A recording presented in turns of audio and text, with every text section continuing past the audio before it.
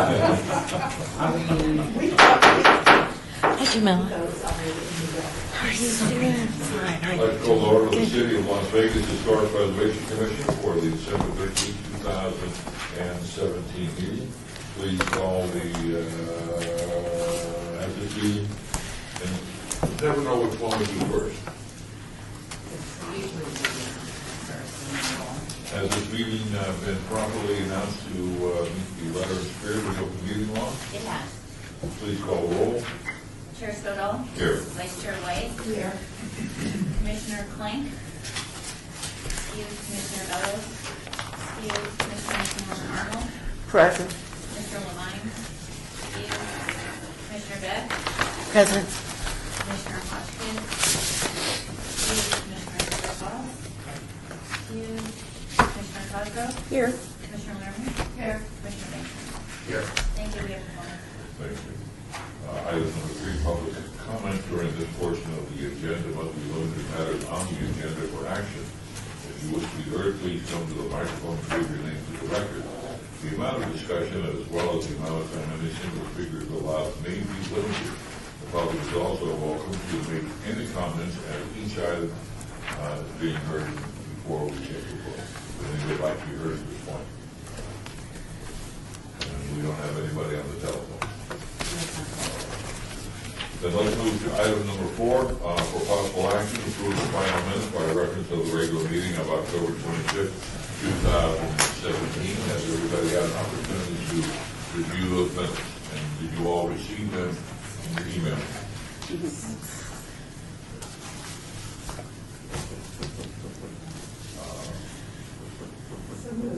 We have a motion. to Second. approve as written. I second. We have a second. Going back. And I'm sorry, Vice Chair White made the motion. Yes. We have a motion, we have a second. Further discussion of the commission, general public. Hearing none, all those in favor say aye. Aye. Those opposed? Motion carries unanimously with the chair voting in favor. Item 5 is in abeyance. Item 8PC 71837, discussion for possible action regarding the status and preservation options of the Moulin Rouge site located at 840 West Bonanza Road. Paul? Mr. Chairman, members of the Commission, on the September 27th regular meeting, the agency requested the addition of this item to a future agenda. It was brought forward to the October 25th agenda and was obeyed to today's meeting. Just a little bit brief background.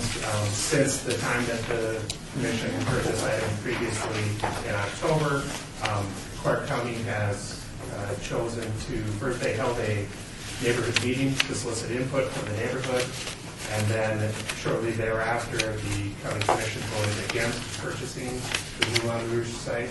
So the site has been returned back to the receivership for the courts, essentially to determine who the future owner of the site will be at this point. I have not heard since the time of the report any movement on that as far as a future purchaser of the site being identified.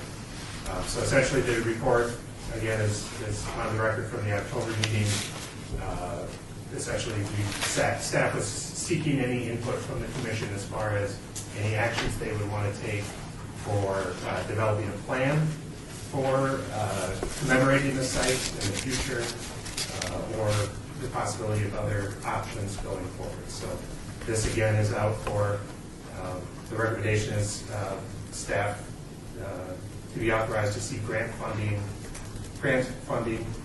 from either the State Historic Preservation Office or the Centennial Commission grant programs to complete a historic structure report or preservation plan for the Moulin Rouge site based on a community engagement process and including guidelines for commemoration of the site's historical significance. Round for thoughts from the commission. Just before we do that, there is an aerial view, and if you drive by the site, all the fencing is not down, but you can see the site. Is this how recent is this? This is, I mean, not recent enough to reflect the demolition activities that have occurred on the site. So this still shows the remaining portion. Inside the blue line is the site, and you'll see there is still the remaining portion of the hotel, and then the two commercial structures on the east side of the site are still shown in this aerial photo, but those have been demolished. Could I, Yes. Okay, so March 2017 would be the date. I'm sorry, what item number is this? I'm sorry, this is item number 5. This is our, mine says Centennial Legacy budget. There's, well, and I'm kind of out of it. I'm not sure where to bring this up. I was going to bring it up at a later point, but the initial things that went out to the commission, backup material had a different numerical order than the agenda. So what is the other number? It's not a part of our It wasn't a packet. part, it's only, Right. the only way you could get it would be to go online. So when I went online to get the agenda, I saw that there was the additional item that had been inserted, item 5. So everything is going to be moved down one item. But does everybody have a copy of the Moulin Rouge presentation or the packet? No. I have a copy of the, in the back is a copy of Not the article. the articles, but I don't see anything regarding, So I didn't print it out, I printed out the agenda and the minutes, but I did not print it. I didn't see anything else, so I didn't put it as well. and I received mine in the mail. I don't deal with email, but I still didn't. It's online, but it just must not have come through your packet. It's online, so the link that we got for the online stuff, it's here right now. It must have just not come in the packet. It didn't come in the initial packet, nor did the minutes. Those were ones that you had on going all over. Did you just Oh, send on the new item 5 that it was inserted into the agenda, and then is online and posted properly. Was that item 5 also sent out in an email to the commission? That I would have to check with our agenda technician, find out what the process is for an item like that. Similarly with the minutes, I'm not certain exactly how those are sent So out. on this here, that we get right here. So when you click on that, that takes you to where you're at right there. Right, and this, again, this is an advance item, so this was before the commission in October. It's just not clear So what it's, it is. essentially, the staff report has only changed in the fact that I updated that the neighborhood meeting occurred and that Clark County had determined to not purchase the site. The rest of the backup material is actually a preservation brief, I believe, for reconstruction, which, again, was with the October packet. So everyone did see it previously, but... Well, let me interrupt. It's not so much that, is that unless, if we accepted the mail packet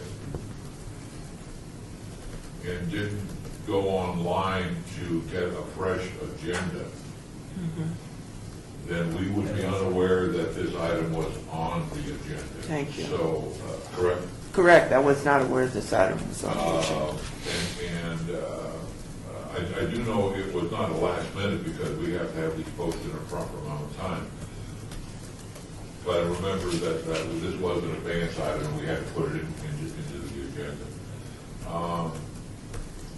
So then we have 2 members that have not received or are not unaware of that. I'm wondering whether or not it would be possible just to print these pages rather than this, which is a great piece, by the way, this whole reconstruction element. I don't know if that's too. You got that. I think we had it, but I was wondering whether or not we could make 2 copies of these, and then for our members, then I'll move on to another agenda item, and then we can come back to this so they have a chance to follow along. Is that possible? As long as you don't take a vote while I'm out of the room. Yes. I'm sorry. Jim? Yes. Or Seth? Sure, I'll answer to either one, Chairman. I guess I'm trying to see what's the proper way to do this. So you could trail the item. Okay. And although I don't know if you've actually opened the public hearing yet, if so, And I think the cleanest way to do it would be to make a motion, just to trail the item to the end. And then that would be fine. Okay, let's make a motion to trail this item while we make copies. Second. We have a motion, we have a second. Further discussion, general public, commission. All those in favor say aye. Aye. Those opposed, motion carries unanimously with the chair voting in favor. Then why don't we move down to,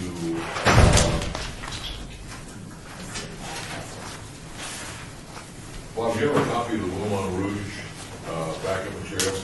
Did you print that off online? I don't know. Okay. I'll tell you what, Robert, why don't we go down to number 10, 10 or 11? I think the other items would require discussion, or we can move, quite frankly, I'm trying to think what. How about, we could do the presentation on the 100th land, number 8. All right, why don't we do, let's all, which is, for some of you, that would be number 7 on your agenda.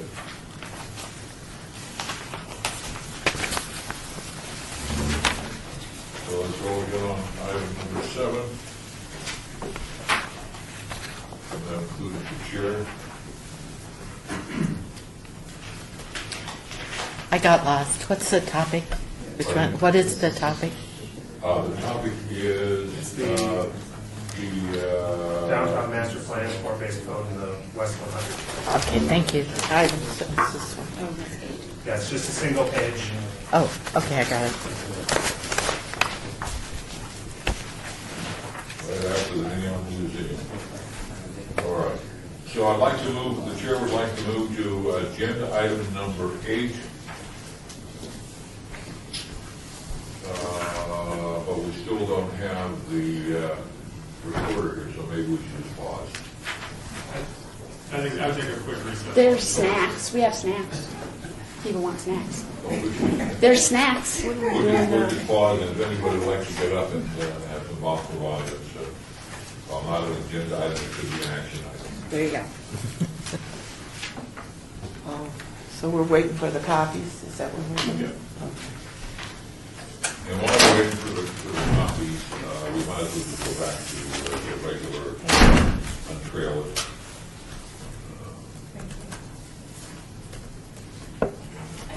Okay. And did you have a copy? Colleen? No, I need a copy. Now, let's take a, Thank you very much. that's what you're going to get a chance to read that. Here. Chair has moved back to item number 5. This is the advance item, HPC 71837, discussion of possible action regarding the status of preservation offerings located along the Rouge Center.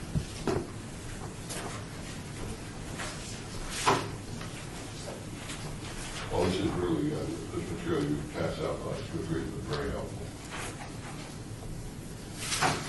Good read.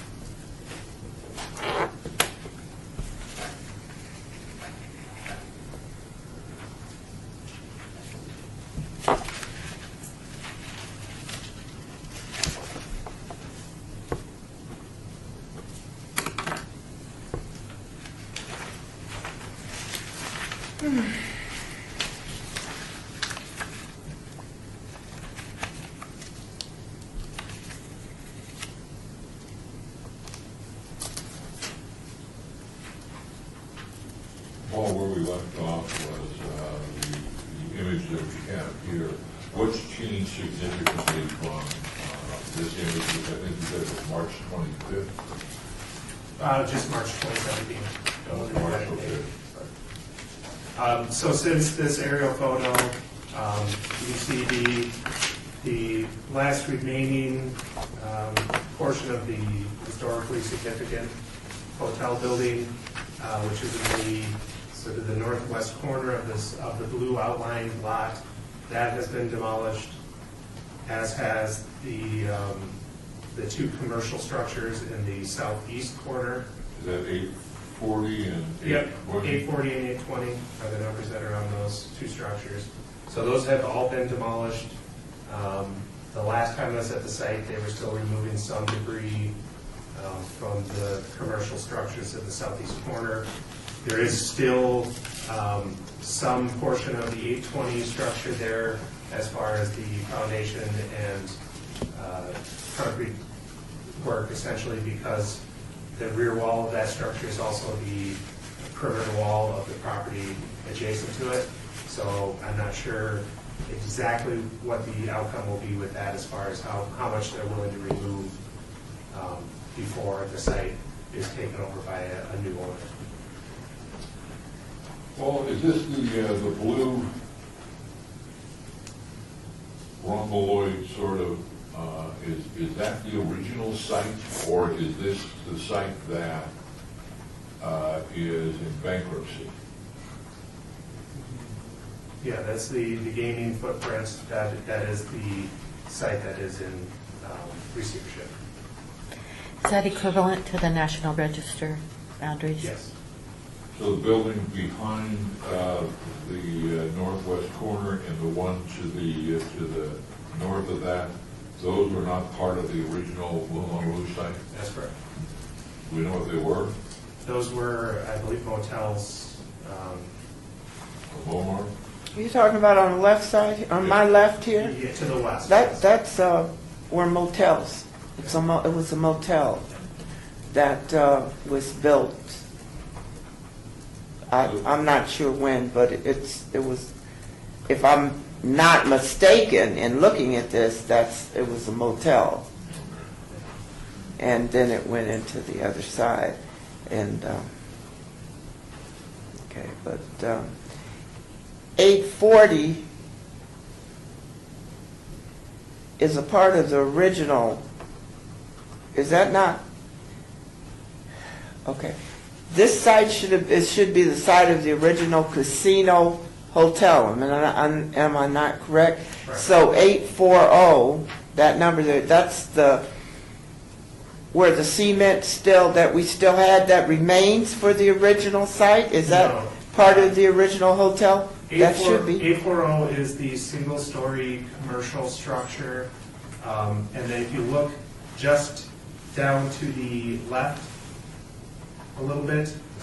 I see it. I see it. That's the foundation of Foundation. the original casino structure. Okay, so this was the L-shaped commercial that was added to the hotel afterwards, Well, right? the L-shaped 840 is 840, yes. Or no, Okay. I'm sorry, 820 is the L-shaped commercial. and 840 is the standalone small.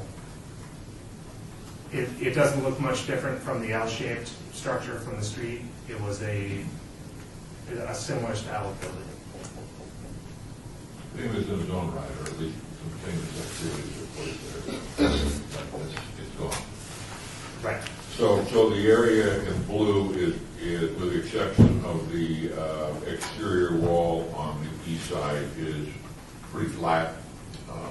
There were some things that the commission asked to be preserved, and where are those? Those are, what the commission asked to be preserved was the footprint, the foundation of the casino, and the 3 columns. In addition to that, so that area was fenced with a timber construction fence to keep construction equipment from driving over it and to protect it in place. In addition, there was the sign.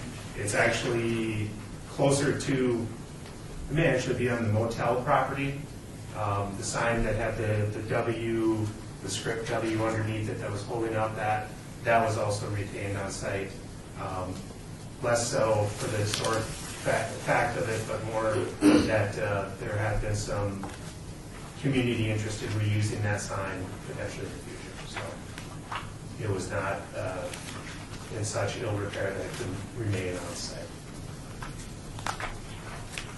You may not have an answer. We have to return the answer is the area enclosed is the footprint of the gaming, but it's not necessarily the footprint of the original Moulin Rouge site. I mean, that's kind of an odd little. Well, the gaming would have to be is the original. I mean, that it was built Well, gaming with the hotel. Yeah, but that doesn't, the gaming footprint could have been changed. Because that hotel went into bankruptcy and then was later bought. But the casino hotel were connected. Right, but the ownership changed from the original 1955 when it opened for gaming. Then it changed on suggesting that the footprint for the gaming doesn't necessarily guarantee that this was the actual footprint of the Moulin Rouge. I mean, certainly most of the budgets, but it's just sort of an odd why that sign is over there and the sort of zigzag. But we could certainly go back to the Sanborn maps or something and find out what that is. It's not really a key point of this discussion. The discussion is what do we want to do to move forward with this site. There's a couple of propositions that are here. I would suggest that the city, through the Centennial Commission, has already completed a historic structure report. That's correct, Chair, member of the commission. However, since that structure's been demolished at this point, the recommendation calling for a potential structure report, or, sorry, let me read exactly how I said that. Yeah, historic structure report or preservation plan. That's a term that gets kind of blurred as far as what that means. Really, the intent is to have a preservation plan, essentially. However, some organizations, some groups, some people think of the historic structure report as including the preservation plan as well. So, I guess I don't see a structure or I don't see what to preserve. The only thing that I see to preserve, correct, there's no structure, but there's site. Okay, and I see preserving the historic importance of the site. That's all we have. We have the columns. I mean, you know, and that was my call before the county came up with this, because there was no hotel. I mean, this is the only thing that's different in this picture is that they took the stuff that was falling apart and had been burned up. They took it off of the site. So the only thing that we have left is the site, and I would like to see the site maintain its historic value. And you know, if whoever builds there should be able have to acknowledge whatever they build.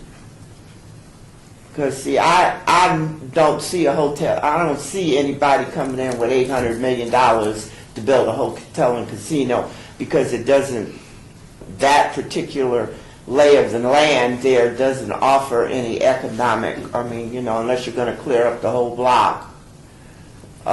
You'd have to clear up the whole block, you know, in order to build, huh? They said they had the money. 800, so they can go from H Street all the way, I mean, to me, because you're not, who's going to build a hotel casino with the Salvation Army and the homeless there? So you're going to have to find some place for all of that to go. People aren't going to come there. But that's not, I don't care. You know, I really don't care. If they do it, they do it. I just want to see the site maintained. That's my thing. When you say, a couple of words. One is the site maintained and the historic importance of the site acknowledged. Right. I'm not sure of maintaining the site. I can understand, acknowledge the historic value, and there must be something that is, whether we're back to a plaque or some sort of a monument with some information on it that says this site, something very significant in the development of Las Vegas took place at this site with an image or maybe a sign. Is that what you're talking about as far as acknowledgement and maintaining the site? Or are you talking Well, I think before we did this, is what they told me, is that the site stays historic, this ground stays historic as long as the foundation and the columns are there. And that's why we asked them, am I not correct?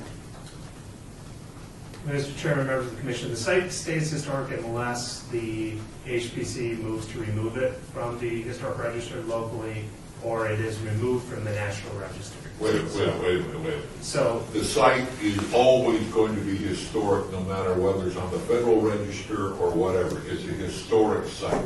Right. And we don't need the federal government register to make that, to change that. I'm sorry, I didn't mean to. No. But I do not, there are many historic sites where the structures are gone. And the site itself, what took place there is still historic. Okay, then I guess in essence, I don't know why we had to maintain the foundation of the columns. Well, I think we were trying to, it came up in the discussion, and that certainly helps the case. Okay. That's what I thought we had to maintain in order to keep the site historic, and also, the information of the process of what took. That's what makes the site historic. So both of those things, to me, need to be preserved. I don't care what they build there, as long as there's some recognition, or that whoever builds something there has to indicate what took place there. Okay. And to me, what took place there was major for the city, because desegregation took place there. That's where the agreements were signed and everything. So to me, that's what remains important. Now, whether they build something, include what they build, they may build some fabulous hotel, but I would like to see whatever fabulous thing that they build there, that there is some kind of plaque, statue, whatever you want to call it, is put there to indicate that what took place at that site. So in addition to the marker on the sidewalk that has this information on it, you're talking about... I'm sorry, yes, I In addition to am. that. Yes, I am. I think maybe Yeah, I yes. would something significant. Something significant. Rather than just Something. a piece of Yes, ground. yeah. I mean, I don't have a problem with the piece of ground's in the ground. Let's leave it there. Let's keep, we put it there.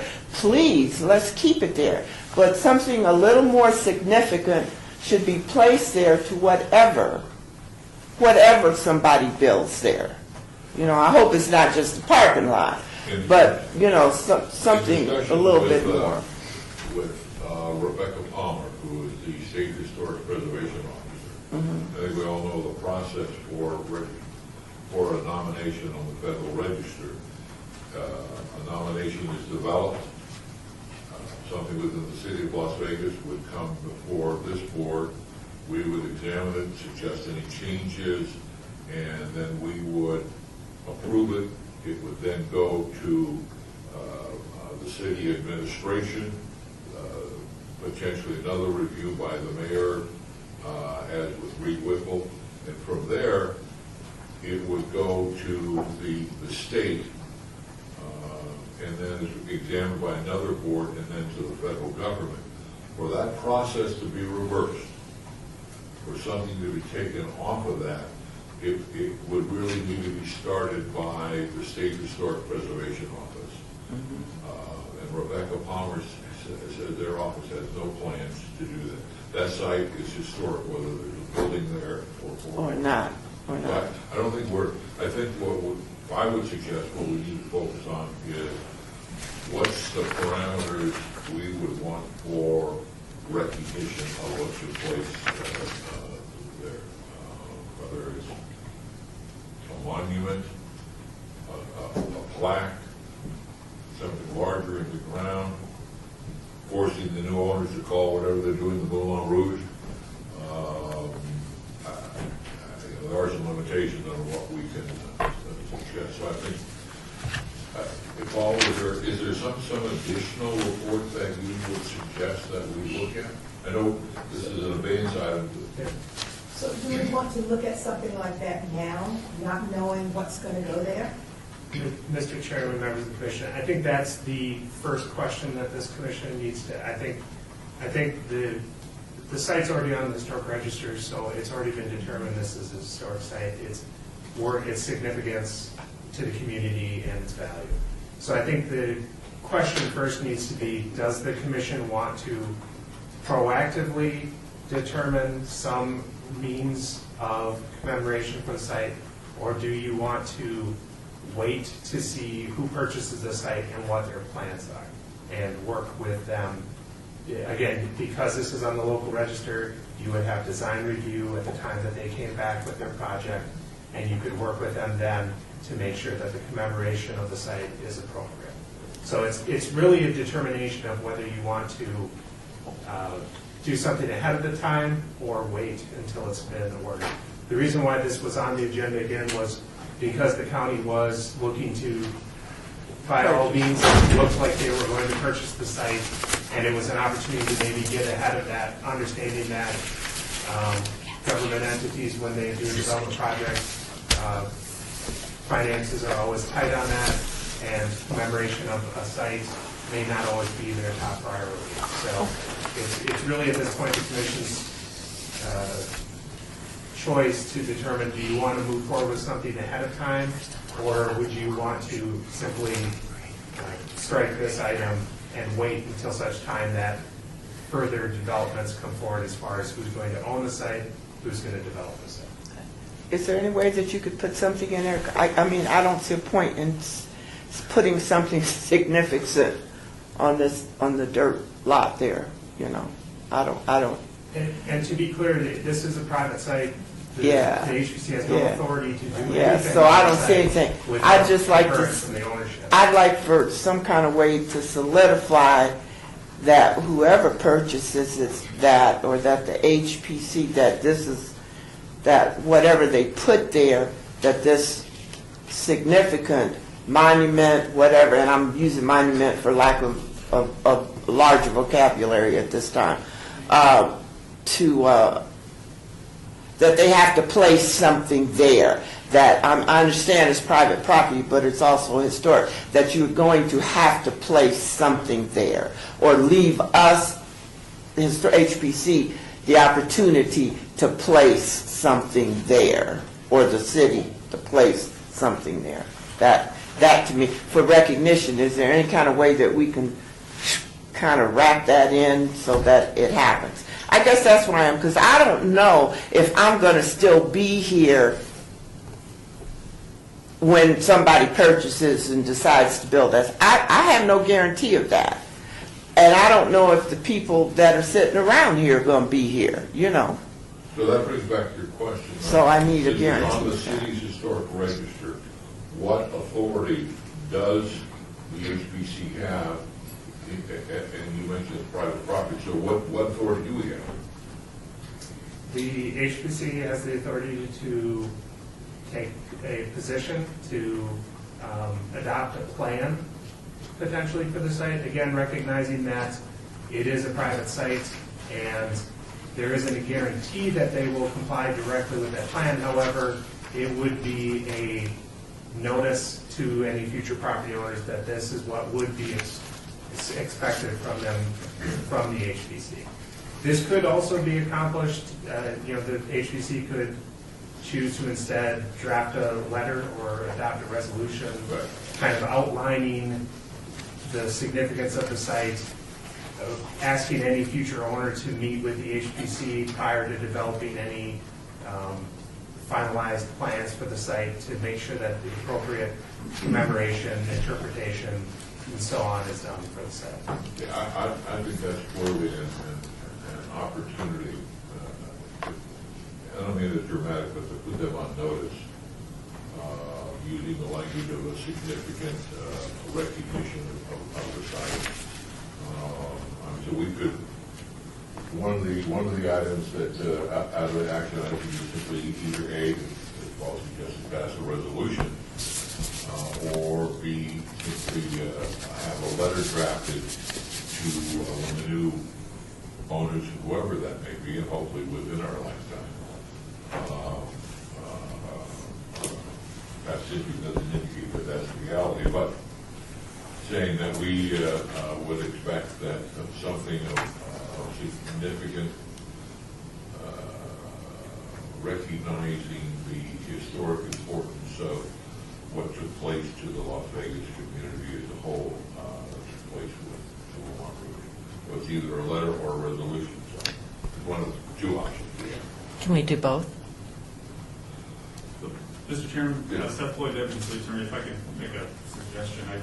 I think what I'm hearing is that what you actually want to do, and this may accomplish both goals, is what you'd move to do is to recommend that a future owner recognize in some significant way the historic significance of the site, with instructions to staff to draft a letter that then you could review, reflecting that recommendation to be passed along to a future owner.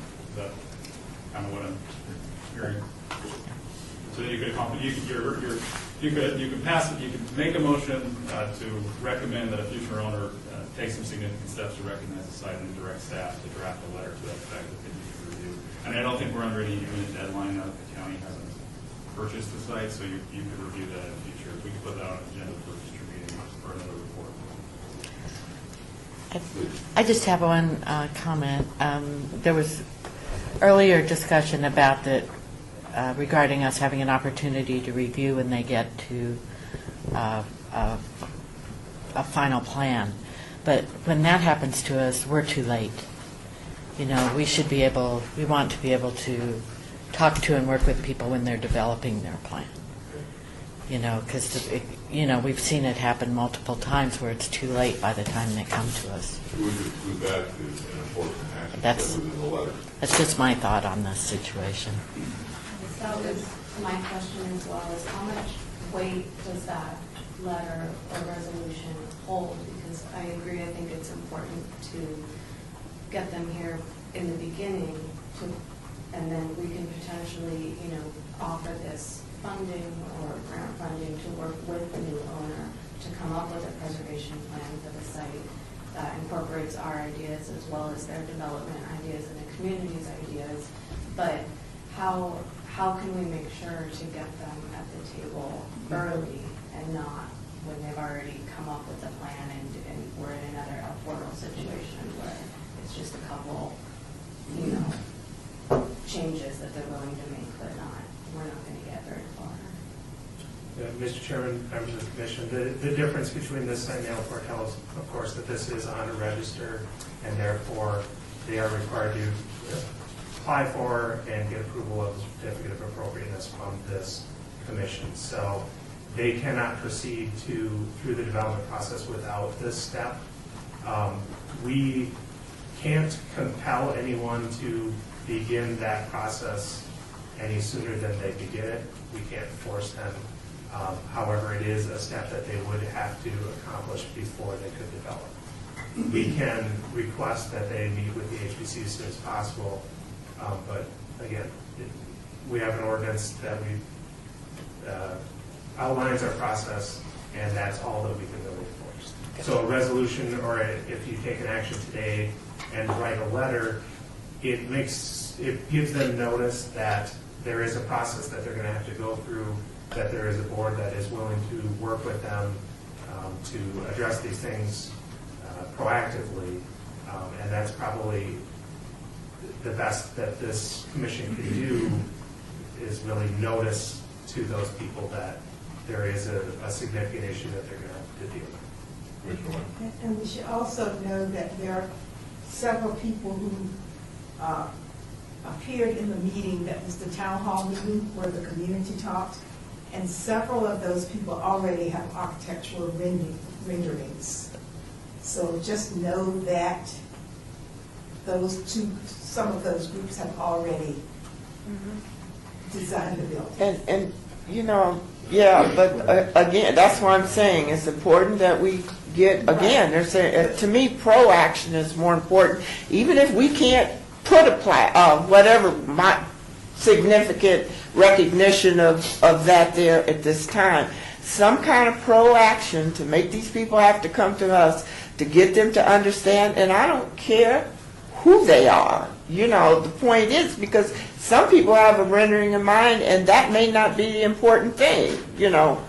The fact of what that site was is not important to them. You know, the people who have the money who maybe want to rebuild a Moulin Rouge. You know, the fact is the Moulin Rouge thing is important to them. But people forget the importance of the Moulin Rouge is what took place there, not the fact that it was the Moulin Rouge. Well, we also suggest that the letter would have at least 3 elements. One, we would certainly state in a concise and direct way the historic value of this site to the entire community.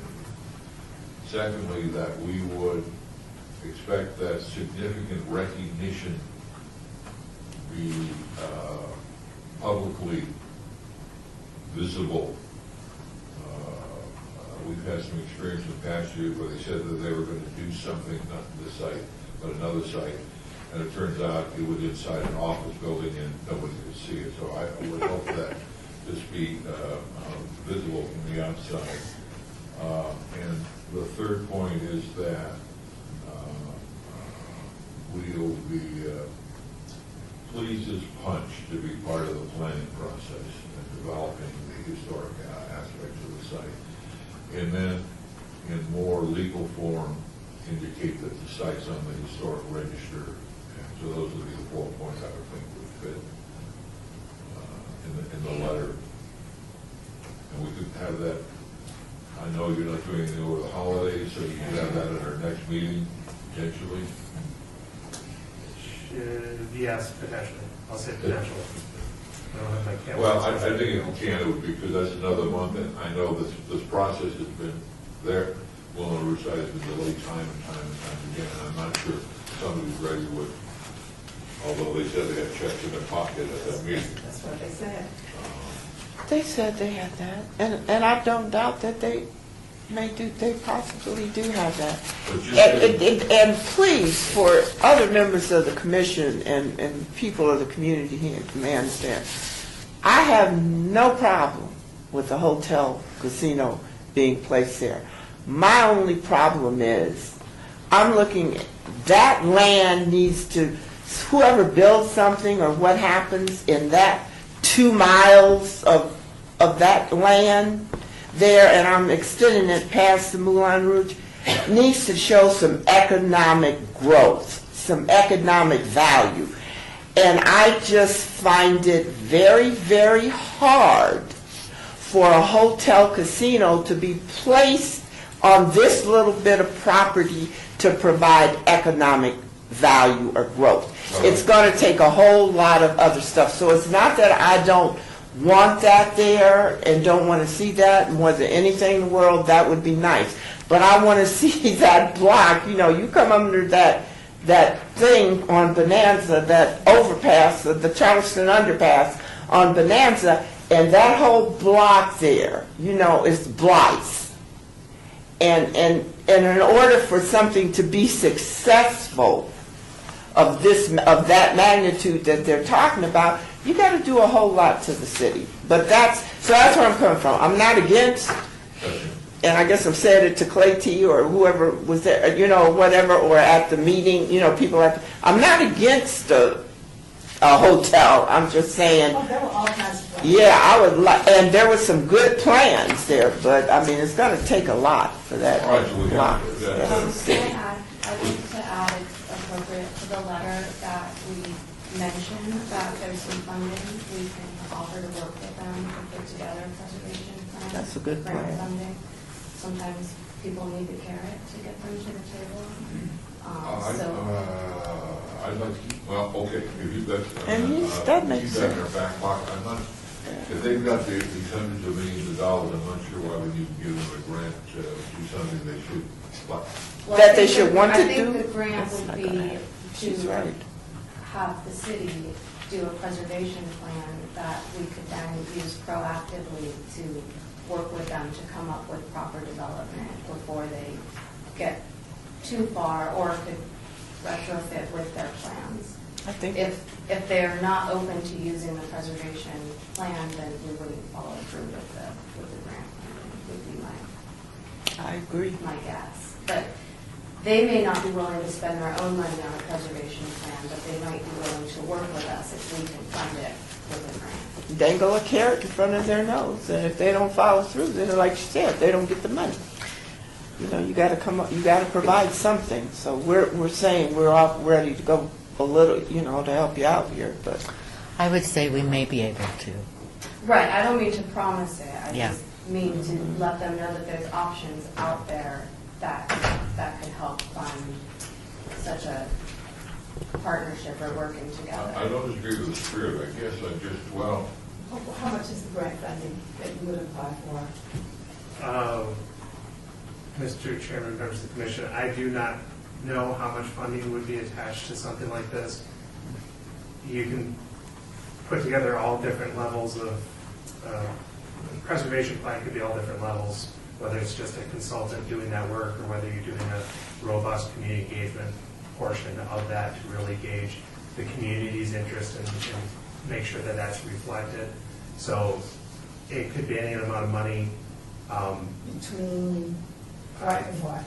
5,000 and 10,000? I 5,000 or hesitate to 100,000? give you a number because I can't give you any guarantee that it's a correct number. I would also say that there's no guarantee that there will be a funding mechanism in the future for Yes. us to offer, so it's maybe staff can allude to something without it being prescriptively stated that there would be for sure any kind of financial incentive.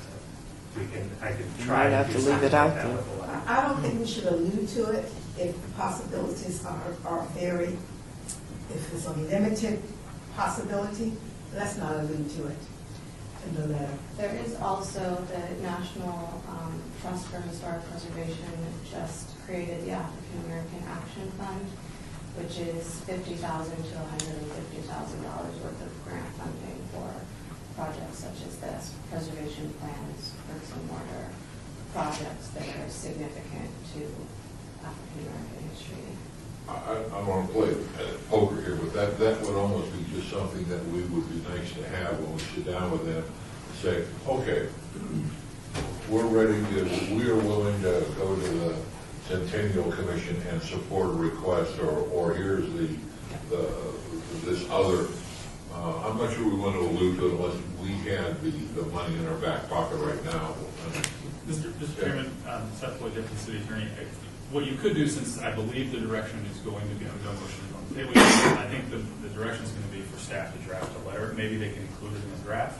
You can review it and see if you like the way it works. If it doesn't work, you can, of course, suggest that they amend it out. All right, look for a motion. I make a motion that Paul drafts a letter indicating actually the 4 points that Commissioner Stovall mentioned, which was historic values, significant recognition, be visible outside, HPC takes part, and possibility of funding grant, some kind of, I don't know. Is that on the key? Commissioner, there's actually one more you guys discussed, which is to indicate that the site is on the historic register.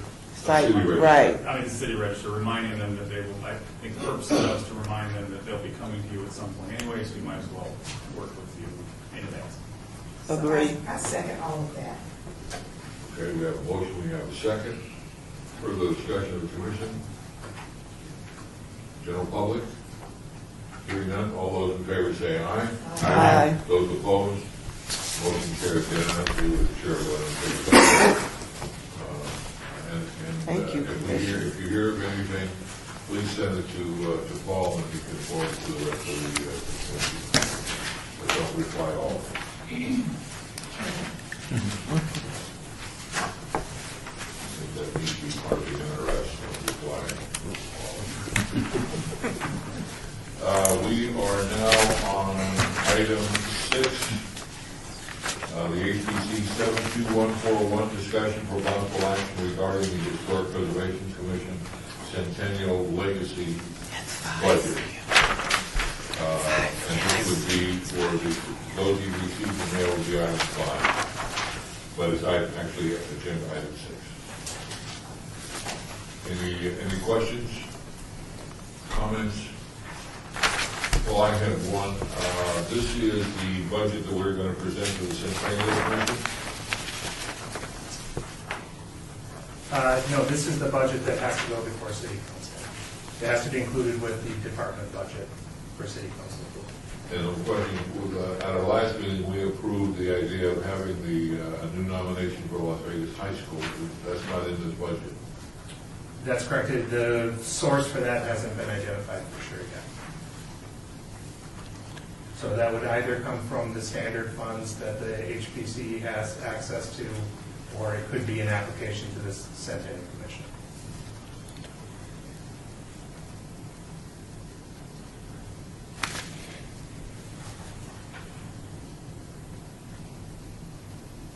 Okay, so let me,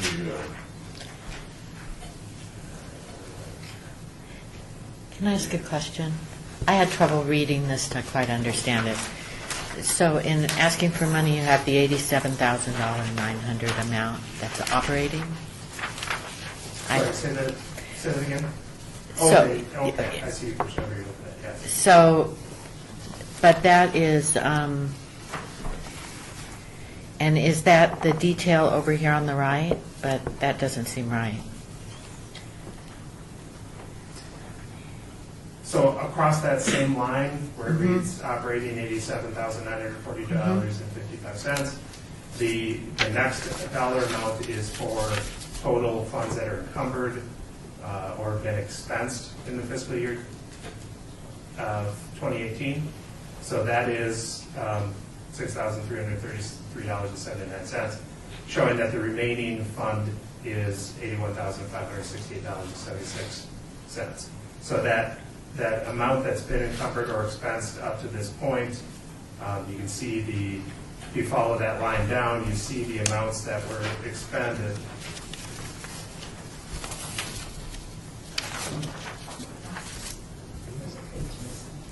Yeah, I couldn't figure it out. that's where I kind of got thrown off. Yeah, I see what you mean.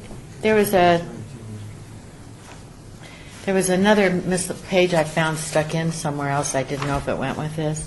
There was approved grant projects. Is that part of this one? No, approved grant projects Is part of that's from the small grant fund. So Okay. it's a separate pot of money essentially.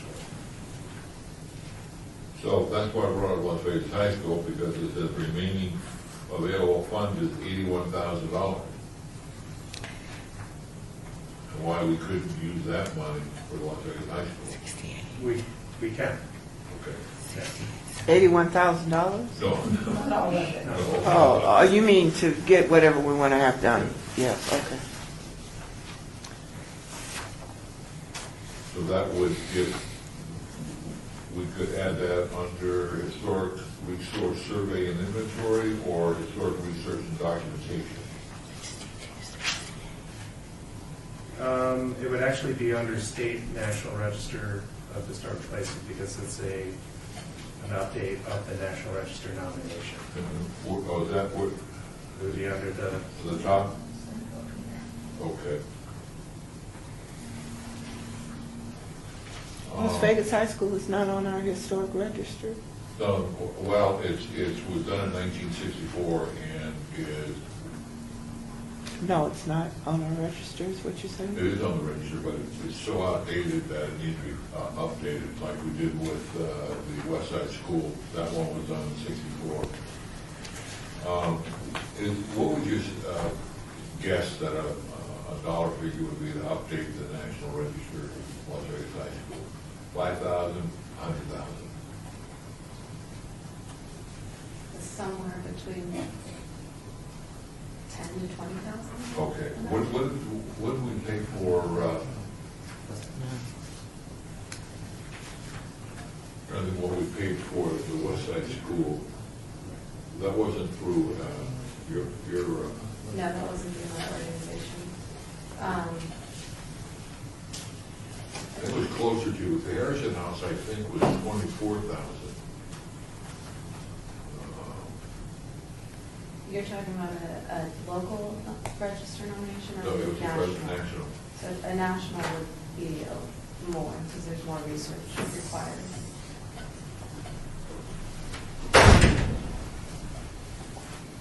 So if we estimated.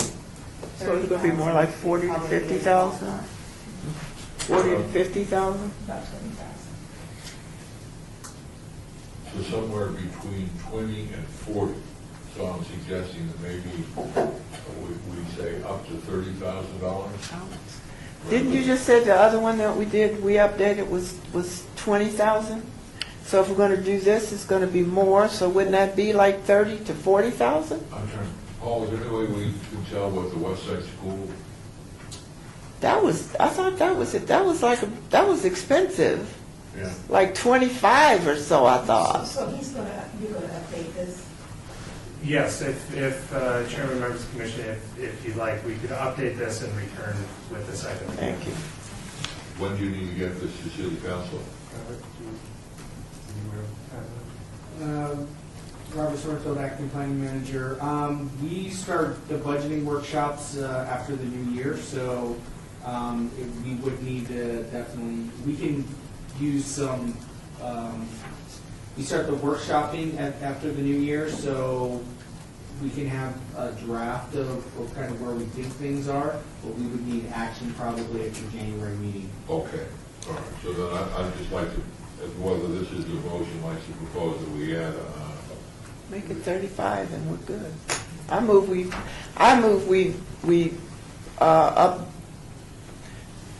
put $35,000 aside for the update of Las Vegas High School. And if we don't use it, then it goes back in our budget. I have a quick question. The remaining available funding column, the numbers that are associated with the various projects, is that coming out of the 80,000 or is that in addition to the 81,000 remaining available? That is, the total of that column would be the 81,000. So those amounts, essentially you have your budgeted items, and then you'll see what's been encumbered is that middle column, and then the right column is what remains essentially in that, for that function within the budget.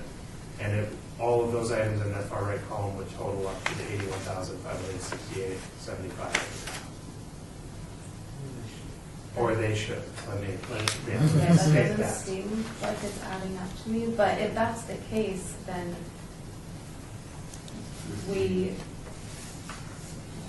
I guess I'm confused if we're restricted and restrained by this $81,000, or if we are proposing to add more in addition to the $80,000 with the Las Vegas Academy.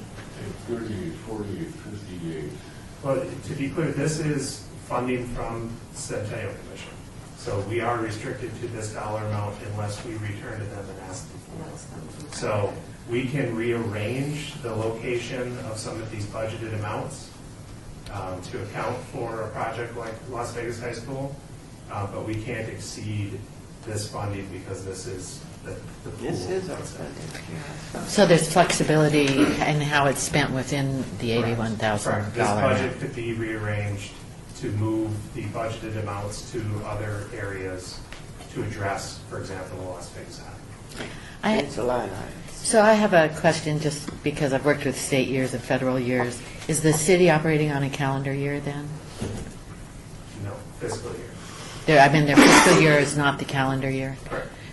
When does the fiscal year begin? July. July.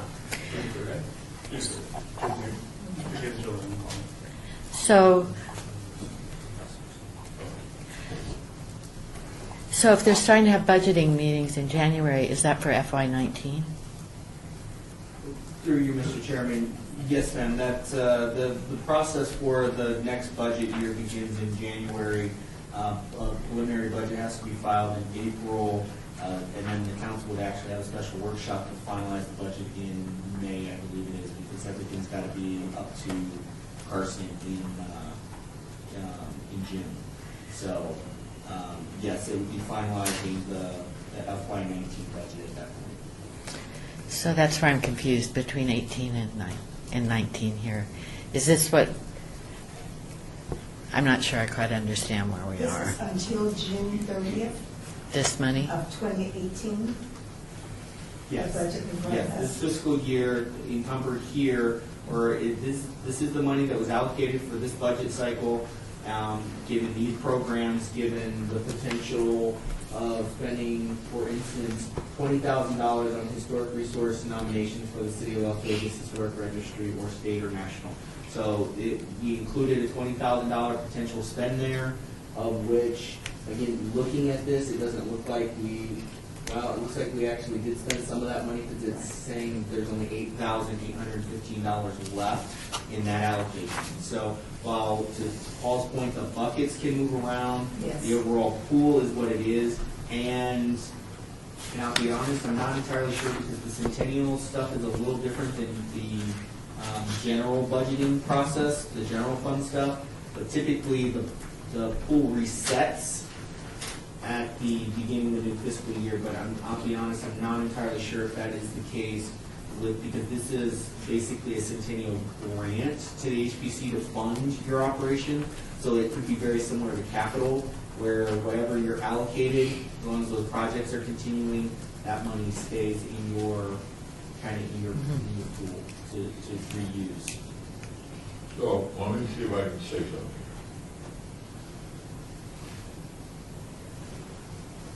According to this, we have 1 hour and 10 minutes to get out of here for the next meeting. Sorry, I saw you looking at your watch like we said. No. So what my reading of this is, we have in fiscal year 17-18, 81,000. we have $81,568 to spend. Correct. Is that correct? 6,000 is spent already. Mr. Chair, members of the commission, I wouldn't say that that's exactly correct. We have $81,568 to spend. Right. We're budgeting out how we would spend that through fiscal year 2018. Whatever is spent gets removed from that pot, and then it continues to the next budget year.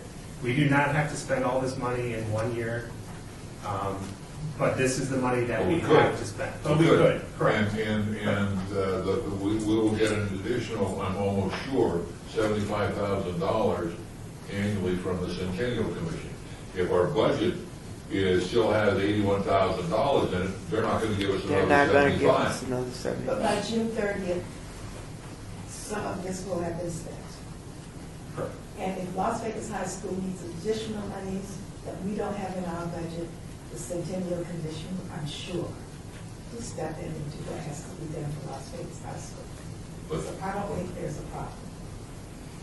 no, but there's no problem. It really is an opportunity. And the opportunity is for us to look at what we have here. This is what we've got, is $81,000. How do we want to spend this money? So I you agree don't with you. agree with everything here, you agree that we should change some of these items. Here's where I'm confused. Let's go right down the list. Historic register, historic resource nominations to the city, historic registration property, or the state or the national. And that's the amendment to the old Adobe. There is no dollar figure is going to set aside for that. It's part of the 20,000.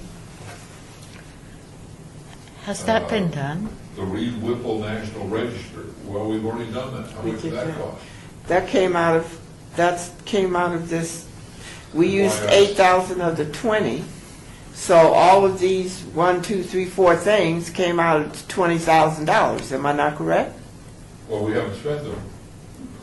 We spent $8,815 of the 20,000, right? Or we have that left? That's what's remaining. So there was Okay. $20,000 budgeted. We've spent roughly 12,000, 11,000, let's say. It just wasn't spent in fiscal year 18. Some of those expenses were in fiscal year 17 and prior. Okay. So Oh, I this see. budget is not set up like a lot of budgets for the fiscal. Mr. Chairman, members of the commission, if I may, how about we bring this item back at the next meeting, of course, if that's what the commission chooses to do. We can have more clarity. We could have somebody from the Centennial Commission here as well to kind of answer questions. And then we can rearrange things as necessary to make sure that the projects that the commission wants to complete are budgeted for appropriately. And you have to understand, Paul, because you weren't here, we requested an increase to $75,000 on this budget, okay? Because it was not originally $75,000.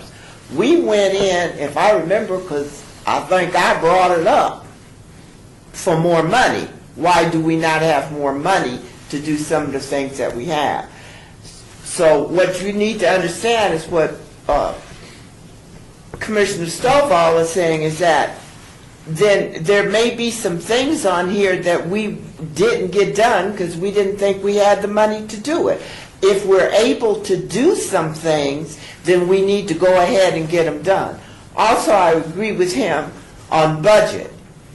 If I was sitting on the Centennial Commission and I saw that the HPC was not using the $80,000, I don't care if it was over 1 year or 5 years. If they had not used this money, I'm going to say we need to take $30,000, $40,000 from them because we need it over here.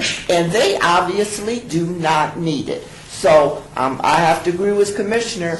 We need to try to find a way to keep our money. So while you're redoing this, you might want to, And I'm not sure why put that in mind. is on here. This is really difficult. I have a suggestion. It would be helpful if things that have been completed were marked completed on here. Or You like, for a balance. real simple one, is the gift cards to the Model T drivers at the Eldorado Parade. Of course, that's been done. But I think it might clarify some of this to have just mark what's been completed. So, we do have a motion that's on the agenda, that's been made, that you put Las Vegas High School in here at some figure. At $35,000. $35,000. My question is, do we have to designate the amount? The important thing is to get it on the list. Well, I would suggest, just for budgeting process, maybe a figure that there's something that says up to a figure. So you can do some math, or I don't know how you determine that number between now and then, what number to put in there. How did you determine the number for the mid-century motorsports? I don't think it was much more than that. I think, Mr. Chairman, members of the commission, these are, a budget amount has been set, and then projects have come up that have been added to the list type of thing. It wasn't a determination that the mid-century motorsports would cost $30,000. It was just, that was added to the list to be paid for out of that budget line item. I don't see why we can't go in at $35,000. He's got to adjust the budget. We have to have the budget ready to be presented by January. Or, you know what I'm saying? Mm-hmm. So we can say up to 35, and it's not like if we don't use 35, we can't line item the balance of what we don't use to another section. Am I not correct? I mean, budgets, you are able to line item budgets, to vote to change X amount of funds from this section to that section, okay? If the direction is to add a line item for up to $35,000, it's obviously going to have to come from somewhere else. So I think Paul would need that direction about which item, or he can bring a draft next time and you can vote on it then. But he's going to move things around. That would be your discretion, obviously, not his. Well, I guess it would come out of the remaining funds.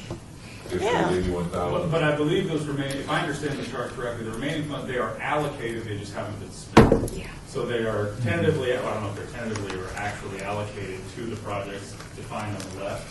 And so you'd be moving them to a different line item, so you'd be taking some away from one and putting it in another one.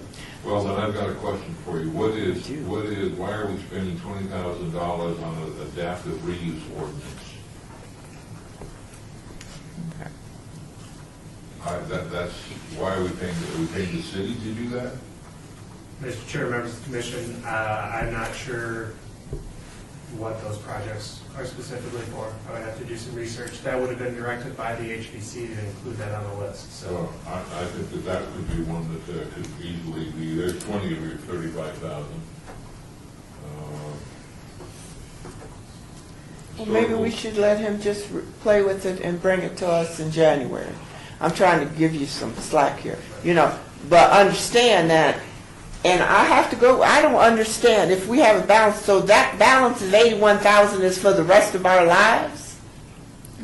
Our existence is what you're telling me? June 30th, Till June 30th. 2018. So why can't we put that, why do we have to rearrange anything on here? We got a balance of $81,000 and we can't put $35,000 in here. So here's what I suggest. So let him play with it. Number one is the motion is for an addition up to $35,000 being added to this. That was my motion, yeah. And that provides the Paul with the flexibility to look at this budget and come back with a budget for us in January, which we will look at again. We're not approving the budget. All we're simply saying is, go back, quite frankly, give us a budget that's a little bit Clear.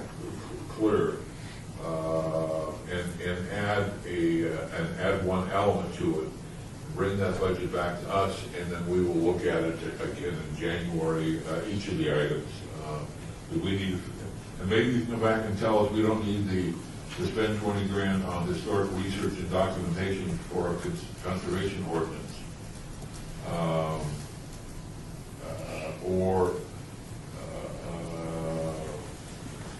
Or the old Adobe and Floyd Lamb on national level of significance. I don't know how much money is. I don't know how much. That was money is $8,000. There's some information I think would be helpful for this commission to. So we have that motion. Do we have a second? What was the motion? Mr. Chair, let me clarify what the motion is, because you have to decide if you're taking action on this, if it's just direction, or if you're obeying the item. We're actually taking action. What you do specific thing is, and the two specific things are. One, to put the $35,000 for Las Vegas High School into the budget. And if you have to rearrange some things, then, we're going to give you the authority to go ahead and rearrange those, I guess. Also, to have a clear budget that is easy for a simple budget so that I can see how much we have. I'm only speaking for basis, what we have left, and how long that budget lasts. So if it's a year-to-year budget, then that would be important. Did I miss anything? No, I would just, for example, I think would be helpful in part of that motion, you said that, I'd like to know how much, if we looked at, what would we pay for Regal? Right. That would be nice to have those specific. Break down each item, line item, each expense, please. Line item, each expense, to show the, what was spent, line item, each expense. That's. I'd also just like to add that I think, if possible, we should keep some priority on the mid-century motor port survey. That I'd like to see some funds remain for that. I think that's an important survey we need to get done as well. And let's get that done before they all are gone. But all that's going to come in whatever it is you readjust. So that's my motion on the floor. We have a second. A second. We have a motion, we have a second. General public? I just have a question for Paul. Does it, I mean, the way this is set up, like with the State National Register of Historic Places, 20,000, that gives you flexibility within those projects, how you allot the money, is my understanding. Correct. But the money's not written in stone. So if money comes off of something for the Las Vegas High School and it turns out it can be readjusted later. I just don't want to see us get tied down to something that's. Correct. Mr. Chairman, members of the commission, the HPC determines how this money is actually then spent. This is just creating a budget to guide how that is spent. All right, thank you. And then we'll take a look at this budget in more detail in January, I think, the final determination. Okay. Motion, we have a second for the discussion of the commission, general public. Hearing none, all those in favor say aye. Aye. Those opposed? Motion carries unanimously. Move the chair was in favor. Paul, thank you.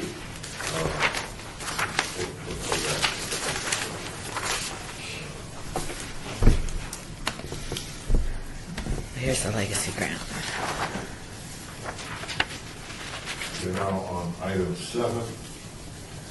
Report by the Department of Planning regarding the HPC Centennial Legacy Grant to the Nino Museum. Mr. Chairman, Yes. is there a possibility that we could move item 8 forward of this? There are presenters who believe. Sure. I'd like to trio item 7 and move to item 8, report by the Department of Planning regarding the downtown master plan. That's all right, I'm sorry. Form-based code and the West 100 plan. Paul?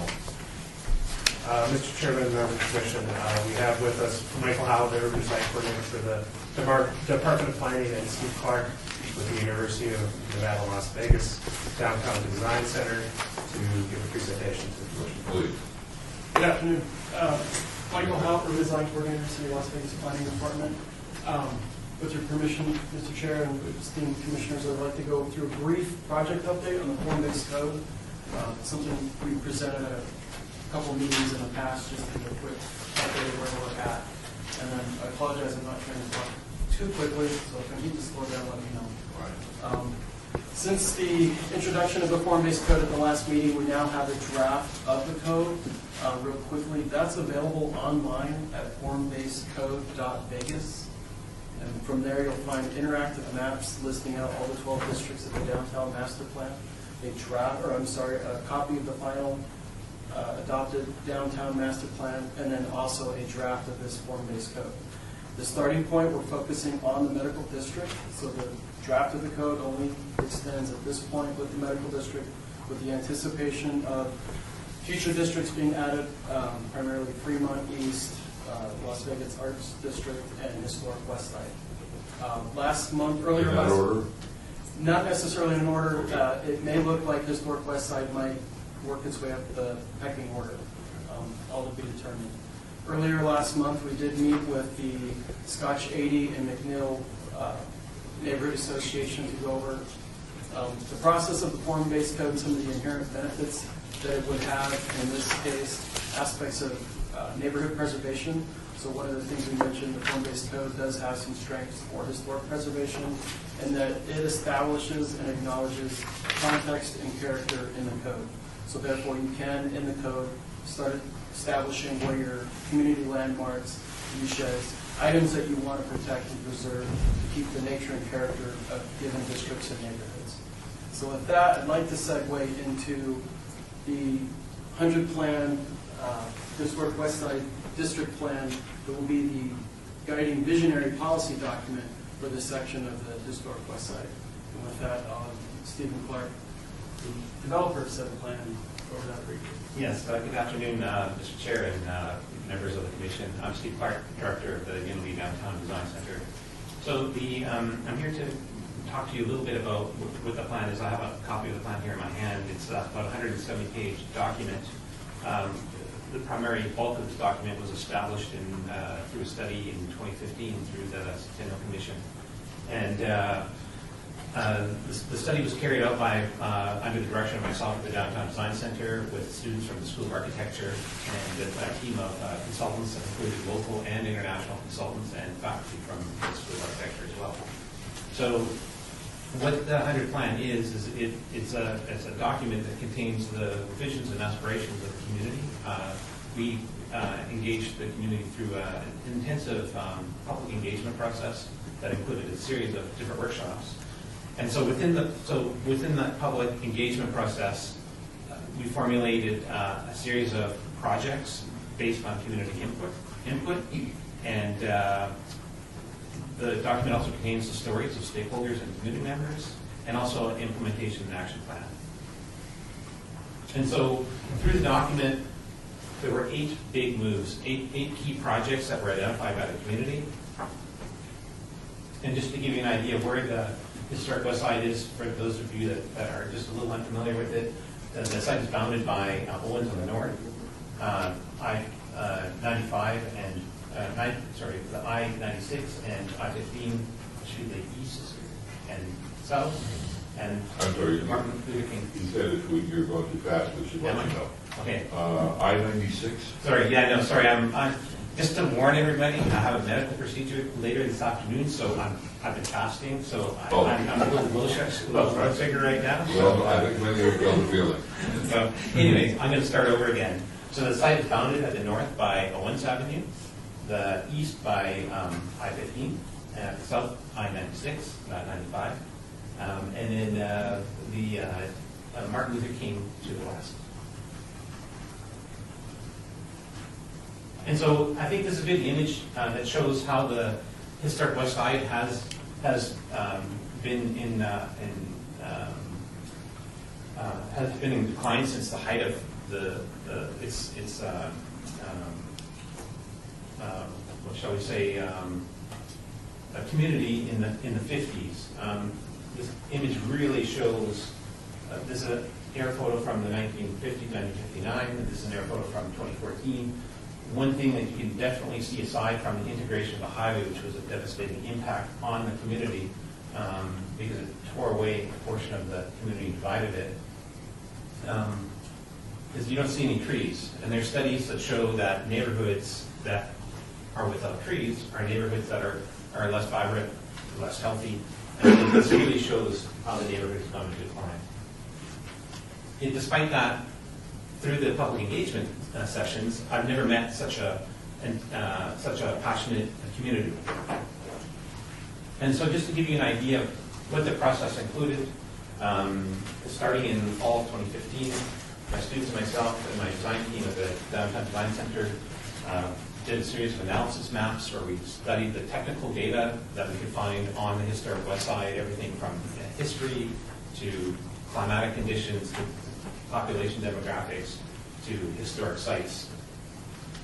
That information was gathered. We held a preliminary design shred where we invited members from the community to join us for an afternoon, where we gathered some preliminary data where we actually tried to find a voice for the technical data that we were capturing. We put together a design brief and a design workshop that lasted 3 days, also known as a design shred, and we held that at the Doolittle Center March 3rd, 4th, and 5th in 2015, where we had a team of 9 consultants, 4 international, 5 local, 11 architecture students, and myself, and 5 faculty. We, through the design charrette, 3 different plans were developed, and then presented to the community at the end of that. And through that process, we ran a series of workshops where we solicited feedback and guidance from the community to figure out which projects were important. And there were a lot of competing projects that came forth, and one of the most contentious was Moulin Rouge site. But amongst all of the variation through the process, there were key moves that came forth, and so we identified that through the process. Once 3 projects were presented to the community, we then held a series of events after that, a series of 3 other events where we solicited community input to make sure that we were hearing, just to confirm that we were hearing from the community and make sure that we were understanding what we were hearing from the community. And through that process, we developed a key plan, which then found its way into this. So from 3 plans, we moved to 1 key plan.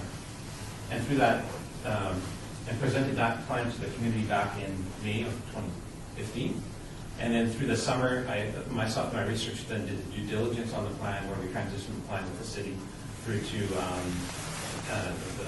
in just 2016, and the complete document that I have here in my hand is from May 2016. A number of the workshops that we held, this slide captures some of the information that we were able to garner from the community. One of the workshops, or one of the exercises that we like to do was every time we held a workshop, we would have people introduce themselves and have them summarize what the community meant to them in one word. And so this is kind of an idea board of some of the words that came forth. The most dominant word that came out was home. And so that really actually made the project real for my students, and it really made the design team aware of how important and how much symbolism that the West Side had for the community. Another exercise we ran was the Now How Wow exercise, where we looked at how the community members' input on how they see the community now, where they see the community getting to in the future, and then how we got there. And so those are exercises that we ran continuously through that process to make sure that we were hearing the community and being able to then test the data. Through that process, we developed a series of guidelines based on community input. This image board here is not necessarily, it kind of shows the ideas that came forth through the participants in the workshop.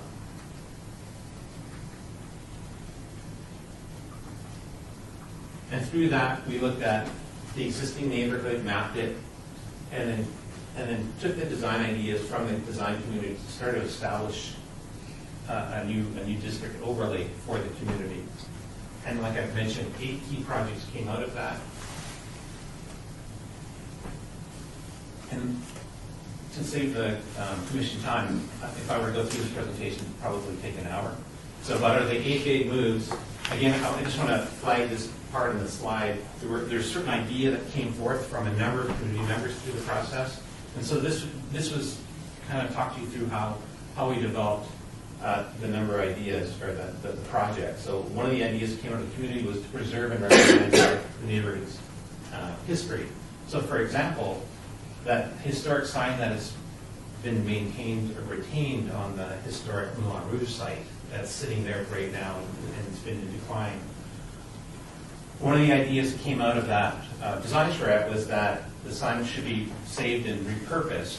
And one of the ideas was that in order to create a gateway into the community, that the sign could serve as a beacon, much like the Welcome to Las Vegas sign. That sign could be then repurposed at Ethel Pearson Park and turned into sort of the welcome sign for the historic West Side. So that sign that was saved on site is a very important aspect of this plan. It's part of Big Move 1.1. So again, it's good to hear that this sign's been saved because this is part of the historic West Side plan. Second idea was to revive the neighborhood's main street. So the idea that Jackson Street would be revitalized as a commercial core for the neighborhood. Big move number 3 would be to activate the vacant parcels. So small steps, vacant no more. The idea with the ideas that came forth through the community input was that there's no magic silver bullet that's going to come in and save there's no like big casino project that's going to come in and rejuvenate the neighborhood. But what was very evident at the time, the Historic West Side School was just about to open up. The community was very excited about that. There were smaller projects like Tinea Creek. So the idea is that there'd be smaller projects that would come together to help revitalize the Historic West Side. Big move number 4 was to establish Washington Live. And again, this came from the idea of celebrate the neighborhood's culture. The idea of celebrating African American music.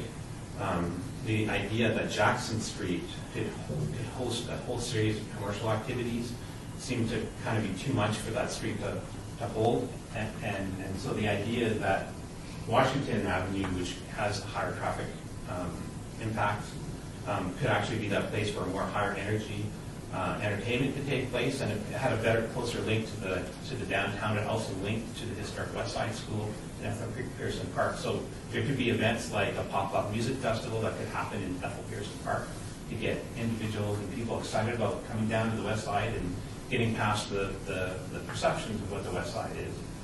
And that could be a spark for the neighborhood in terms of adding vibrancy. Another big move was to repair the edges, such as Martin Luther King and Owens Avenue. The idea of creating development, one key message that came out of the community input was the community's desire for commercial activity along its commercial streets, like typical commercial restaurants like Applebee's, Starbucks, those types of developments. The idea that that would happen on the edges, there were a lot of vacant sites along the edges, instead of having that impact the residential, that could be a way to develop. So, for example, you could have commercial development at the street level that could then transition into multi-family housing that then could transition into the single-family housing that's currently of the West Side, which is an important concept because it doesn't set to change the overall scale of the neighborhood that development could have an impact on. Another key idea that came out of the community workshops was to weave the neighborhood's network of streets together. There were a series of bus paths that had gone in, but none of them were quite linked quite right. So the idea was to complete those links with the development of complete and safe streets. And so this idea shows what Washington Avenue could look like, the current street condition, and then what that street could become with a bicycle lane, dedicated parking with planting, and then the street, which then could provide safety for the neighborhood's kids that are playing in the neighborhood. Big move number 7 was to reclaim James Gay Park. At the time of our workshop, the park was closed to the public. In fact, we did a bus tour with the community, and we turned the corner, and the community members were talking about that process. And police happened to be parked out front of the park, and the community members noted that if we exited the bus and entered the park, we'd all be hit with a fine. And that was a very contentious issue with the neighborhood. And so the idea was to come up with a plan in order to have that park open. And the key thing about the historic West Side neighborhood is we've only got a 3.8% open space component, which is well below the national average of 10% for neighborhood. Interesting thing, that includes this park, which is closed. So you go into this park, you're down to 2%. Ethel Pearson Park, you can only enter, an adult can only enter that park with a child. So in some instances, that boils down to open space to less than 1% for its residents. The key thing about the plan is it has a plan to increase open space to 11%, which pushes it above the national average. And finally, the big move number 8 was the Moulin Rouge Entertainment District. This was the one site that everyone agreed that something needed to be done to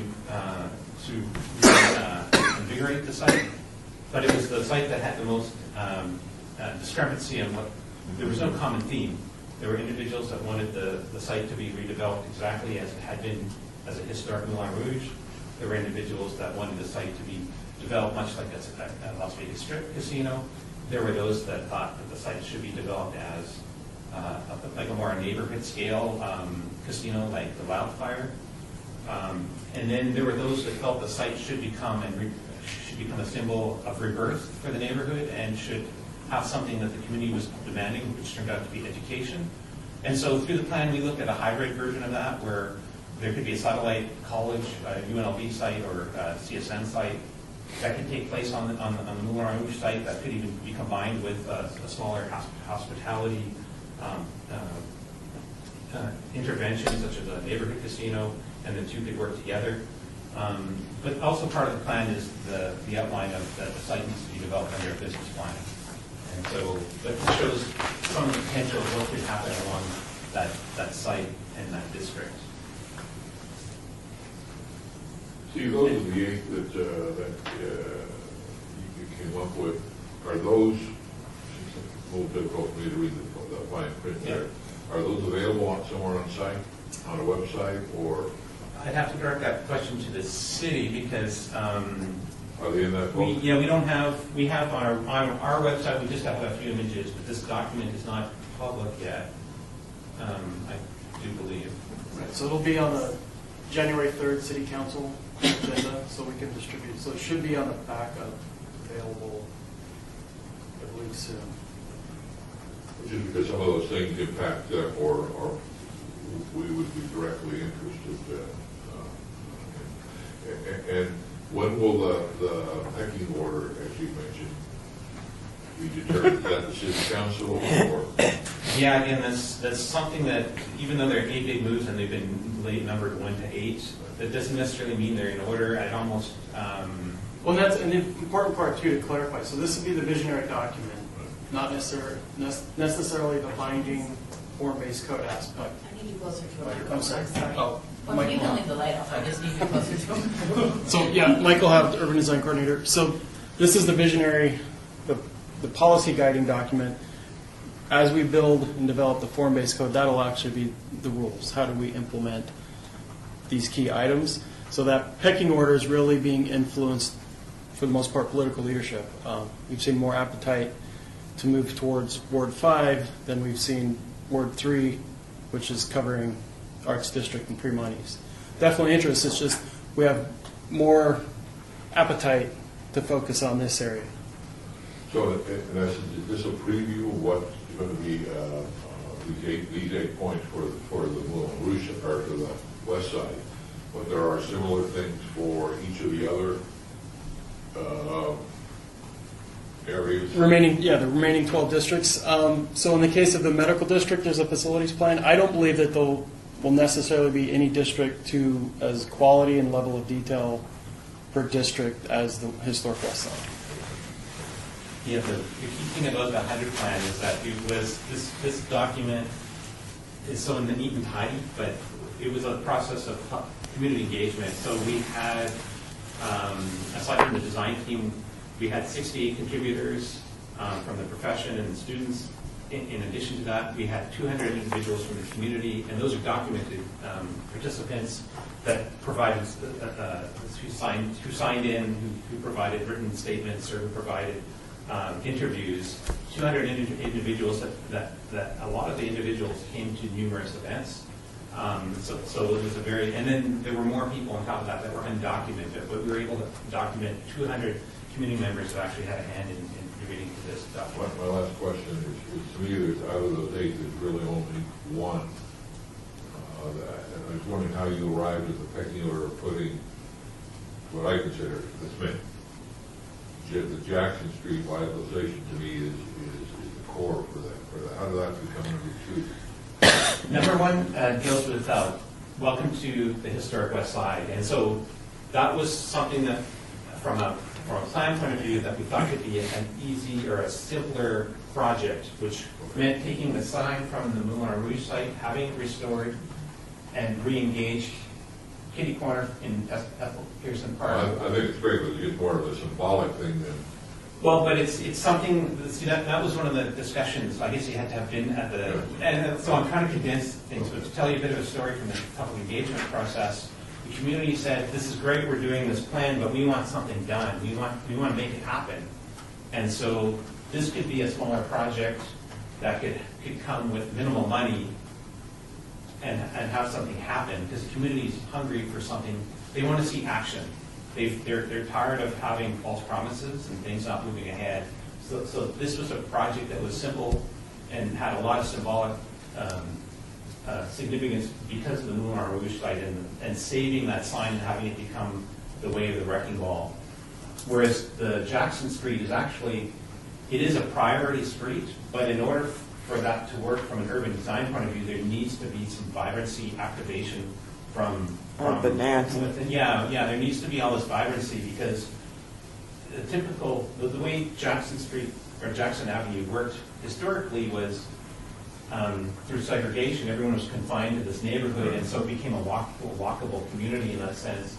Through desegregation and the decline of the neighborhood, the neighborhood became less sparse and less populated, and Jackson Street became, and I'm just really simplifying. No, That's fellows true. are relatively familiar with the situation.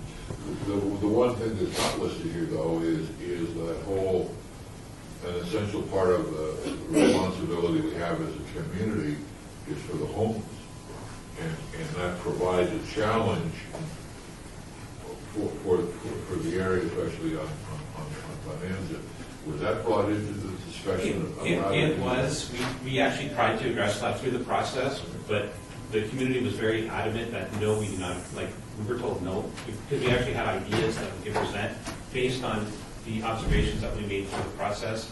We were told by the community not to address that, so we backed up, we respected those wishes and just backed up on that. Other questions?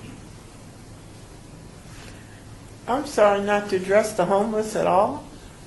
To leave It it, was to leave very it, vocal. We started to leave present it the way it ideas is, and- or they want them out? No, it was just, no, there was very contentious discussions, and we were told not to address it, and so we just respected what the community Oh, wanted. okay. So, Well, I would really like to read these, since I wasn't there. Yeah. But I did get a snapshot of that at the Moulin Rouge meeting a couple of weeks ago, which reflects a lot of what we heard Jackson Street and some of these other things at that meeting. I think in some ways it reflected what you learned over a period of time. But I'd certainly like to be able to read those things. And so when would that be available? So that'll be on the January 3rd City Council. So made it back up? That agenda item, too. So will the 100 plan be available for us to get a copy at that meeting? Yes, and well, and online as well. So I mean, online you'd be able to get access to the full Okay. final document. That took like about 40 cartridges. Yeah. yeah, to print this has cost like $70. So if someone asks me for a copy, it's, yeah, I can't just hand it to you. Well, I think the chair certainly. But we have, yeah, the digital version is like Our department would be happy to accommodate a printed copy for the sheriff. Okay. We get paid a lot. Any further questions, comments? I just want to say it was a very nice presentation. Thank you. I felt it really gave a strong sense of how you did what you did and what the results were. It's really good. Great, thank you. I was a little horrified that I had my appointment lined up and saying like this, and I need to stand up here with both of them. Good presentation. You gotta do your best and early in the morning. Thank you very much. Any Thank you. questions, comments? Very helpful. Thank you. All right, we are running a bit out of time. We do have to be here out in a few minutes. Let's jump down to We have seven. I think we should go to number 7. Report for the Department of Planning regarding the HPC Centennial Lake event with the Neon Museum. Mr. Chair, members of the Commission, the Neon Museum received a $2,750 HPC Centennial Legacy Grant to fund transcription costs of 19 oral history interviews, totaling 22 hours of footage for museum and public use. Jennifer Clevin with the Neon Museum has provided an updated timeline and budget and is here in attendance if there are questions if need be. But essentially, there were some changes to how they're approaching the project and how they're spending the funds, but they're still spending the funds to do the same project. Question. Two quick ones. One, the word footage threw me off. This is audio, not video, right? It's both, Oh, it is? yes. For all 22 hours is on video? No, it's a combination. Some were interviews that were done in more recent years. Oh, I'm sorry. Please, come on, please, get So I'm Tracy Sprague, I'm the collections specialist at the Neon Museum. To answer your question, the combination of both video and audio were part of this project. So there were a total of, I believe, 12 videos, and the rest were audio interviews that were done in more recent years. And the public, is there any way the public is going to, are these going to be online, or are these going to be used for research, or is there a project that's going to come out of this?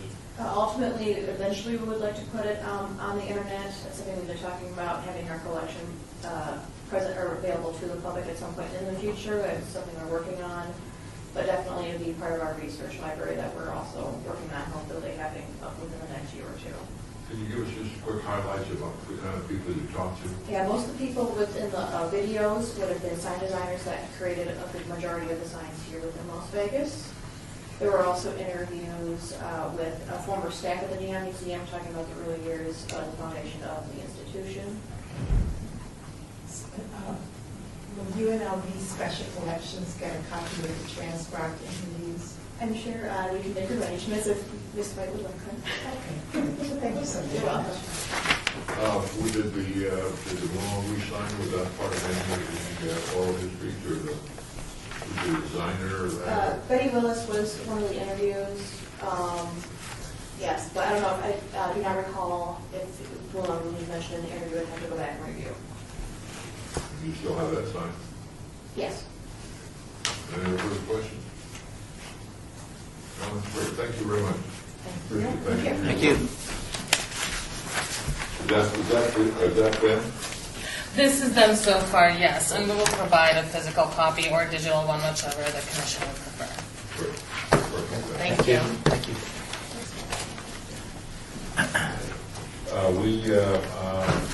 As number 8, let's move on to number 9, the report of the Department of Planning regarding the El Portal redevelopment project 3610 Fremont Street, APN 139-34-510-024, C-20 commercial zone for Brian Barlow.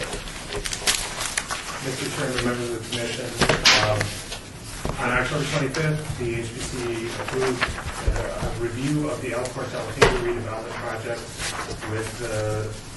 with recommendations including to retain as much as possible as fabric of the building, the plaque to be placed on the first floor of the exterior at view level, to include the representation of the second floor facade windows that are integral to the history of the building, and that Commissioner Quick's observations at El Portal building report be part of the record for that discussion. Per the City Council's condition of approval of the site plan review for the project, the Department of Planning has completed an administrative review of the project on 11/14.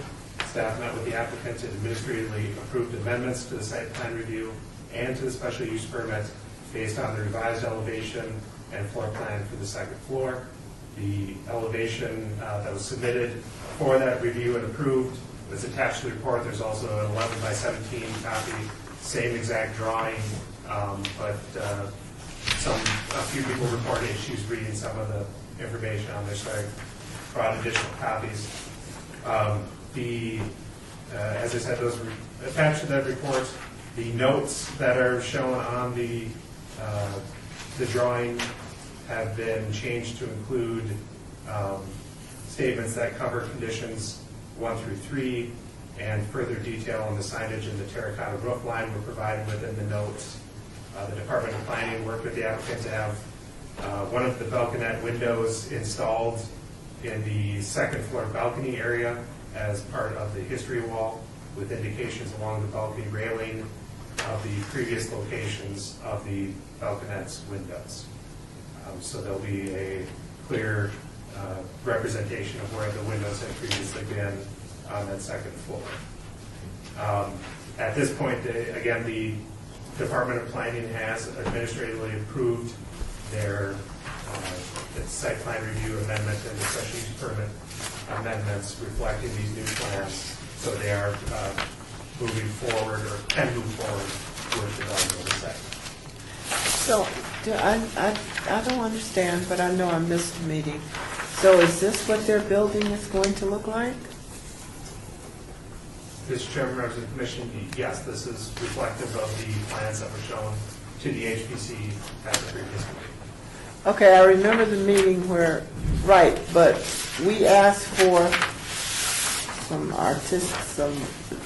historic value to be kept. Have they decided, has this changed? Is there any historic value? Is this what they're going to do? So they just ignored our request, is what you're saying? Mr. Chairman, members of the commission, the notes that indicate additional items. For example, the roof line note covers the fact that the commission wanted the terracotta roof line to remain and be visible. So that is included as a note to make sure that that's clear. Above that, the art wall includes the art wall that the history wall that the commission requested, as well as it will include integrating into that one of the windows from the second floor facade, so that will be a part of the building going forward, so people will know what the second floor windows previously looked like on the site. Okay, so they are going to put, so that would be, they're going to put the windows, even though they're not shown here. Correct. They will integrate the windows on the second floor. Correct. On the art wall. Right. On the art wall. On this wall here? The white wall. This one here? But the windows were here. Correct. Yes, Okay. the windows will be removed for the new construction, and it will be, the window that will be removed will be replaced on one of the east or west walls. So as you were sitting on that balcony, so that you're having dinner or whatever, the window would be there, then you would look over to the balcony railing, there would be indication on the railing where those windows have been previously, so that you can make that interpretation Okay, as a... okay, so they didn't do anything. Okay. And the city approved it. Okay. My question was, I had asked Paul in advance of this meeting on the, which is the lower right-hand corner note, the historic plaque, the existing plaque. There was some question about whether or not it would fit where it is, or whether or not it would have to be removed and placed somewhere else there. But it's my understanding, Paul, that they have measured, and that plaque will be able to remain in that location. It will be on one of the pillars on the front of the building. Okay, that was one of the key things that we asked for. Okay, and does that plaque say that this was originally the El Portal Theater? Yes. Okay. You know, the idea You that. got one thing. That was there already.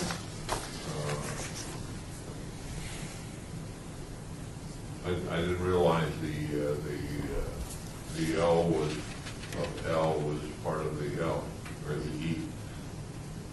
But it was all vertical. Any further questions? Mr. Chairman, members of the commission, I will say that this drawing of the sign on here is not reflective of what it actually looks like, but you'll see that the note calls it out as relocated existing sign. So don't pay attention to the font of the L on the sign there. So. Oh, okay. Further questions, comments? Again, this was the first time the process came up. I think we all learned a lot. We learned some definition of words, of the process.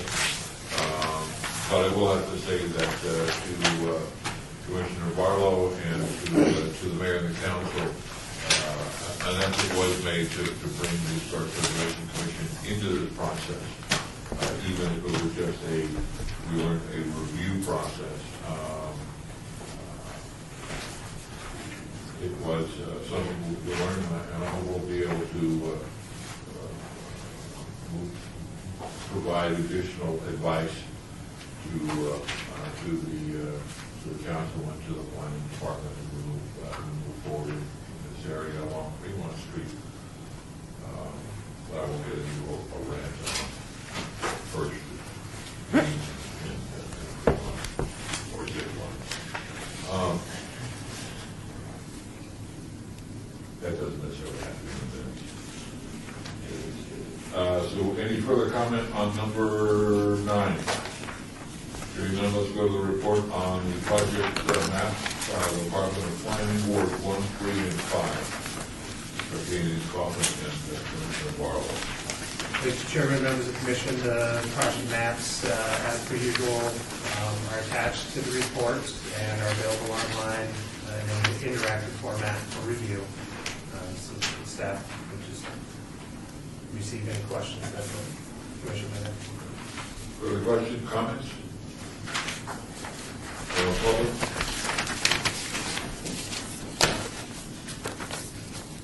Let's move down to number 11, report by the Department of Planning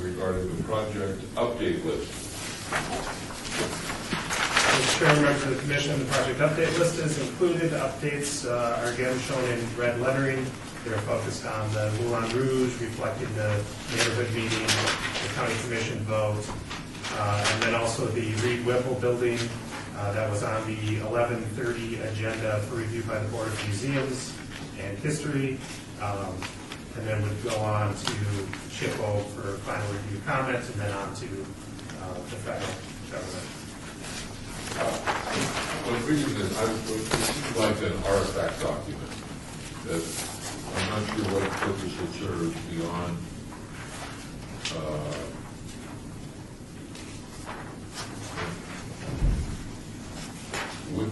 Mr. Chairman, there are projects on here that are ongoing projects. There are some projects that I believe are fairly complete. So as I work through and determine which ones are complete, we can cross them off the list and begin adding new